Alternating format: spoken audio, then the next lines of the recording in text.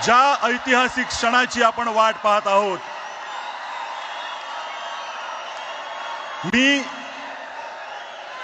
त्या दोन्ही नेत्यांना विनंती करतो, त्यांनी ह्या मंचावर यावं आणि मराठीचा आवाज किती बुलंद आहे ते दाखवून द्यावं.